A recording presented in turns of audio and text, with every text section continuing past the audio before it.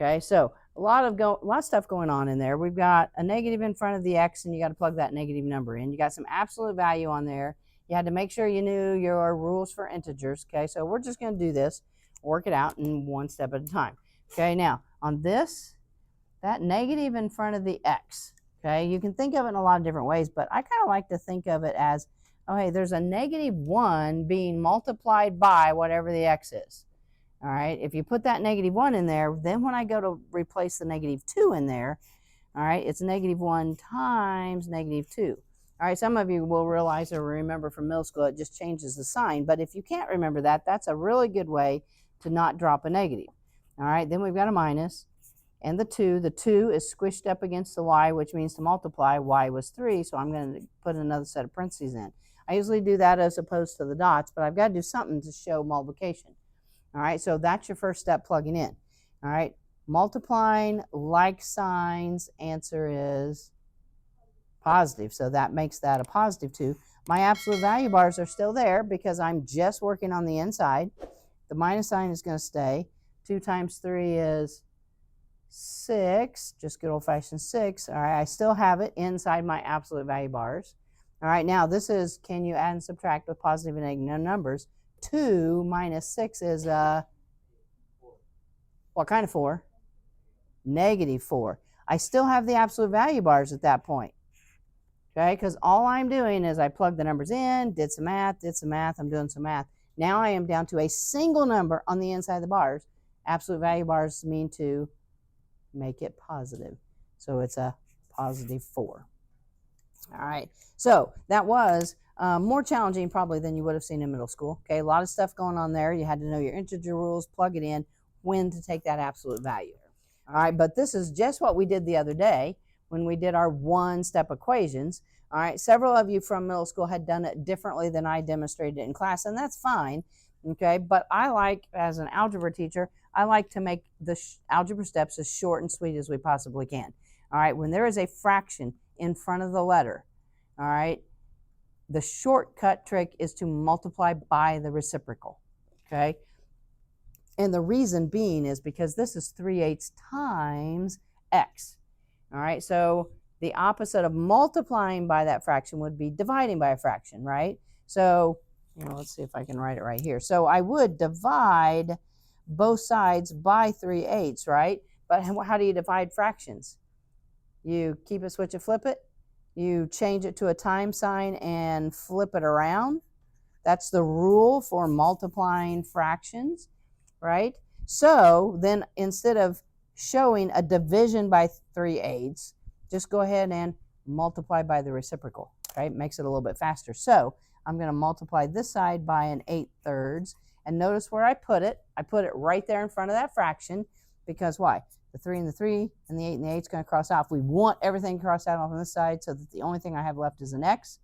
All right, then I'm going to multiply this side by 8/3. If you do the 8/3 here, you've got to do the 8/3 there. All right, now I'm going to throw in an extra line here. Here's an x. That's the only thing that's left on that side because everything crossed out. All right, now I think when we did this the other day in class, we were still struggling a little bit when it looked like this. But you can think of 27/1 times 8/3. All right, a lot of different ways you could do that. You could cross out first to make the numbers a little bit smaller. I could multiply straight across the top, multiply straight across the bottom. That'd be some bigger numbers. All right, but through middle school multiplying fractions, didn't you learn that, 3 goes into 3 and 3 goes into 27 at some point in time? So 3 goes into 3 once, 3 goes into 27 9 times. Well, now I've just got 1 times 1 on the bottom. So then that's just 9 times 8. 9 times 8 is 72. Okay. You're also, like I said, I put this extra line in here to show some math, doing it by hand. But if you can remember, multiply by the reciprocal, this all crosses out. And then you're using a calculator. You can use a calculator, 27 times 8/3 if you know how to use the fraction button.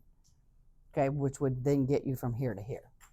All right, so those are the 2 out of the 4 questions that I want to go over from that review. All right. I'll work it out while you're working it out.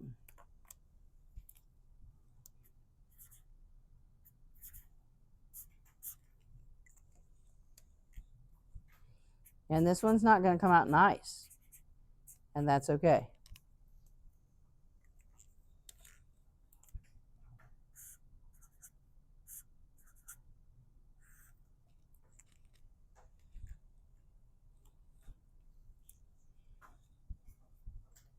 So we probably won't pause too long, because I know everybody could do step 1. And then when you went to go step 2, then that's where you panicked, would be my guess. All right, so step 1. What was the first step you did? Harrison, what's the first thing you did? Subtract 2 from +2 and -2. Yeah, or the -6, yes. So the first thing you did was subtract that 2, right? And they cross out, subtract 2. All right, and then you went -6 -2. Hopefully everybody got a -8 there. All right, how many people got a -8 right there? Okay, good show of hands. All right, and then we have to divide by 3, right? But 8 doesn't divide by 3. So then you go into panic mode at first. All right, but then we're not going to panic, because look, watch what I do. If I cover this up, doesn't that just look like the fraction 8/3? Looks like an improper fraction. Can you turn an improper fraction into a mixed number? Yes. Yeah. So 3 goes into 8. How many times? Twice. All right, so it goes in 2 times. How many is left over? 2. And then it's over the 3. Now, is the answer supposed to be positive or negative? Negative, because you're dividing unlike signs. So negative 2 2/3. I wanted to throw one in like that because they're not always going to be 4 and -18 and 2. They're not always going to be whole numbers. Okay. Now, could you have taken a calculator and done 8 divided by 3? Yes. But then that's a repeating decimal, and everybody in the room, somebody might have rounded to the nearest tenth, somebody else might have rounded to the nearest hundredths. All right. If you think of that as a fraction, just turn it into a mixed number. And then that way, everybody in the room has the exact same answer.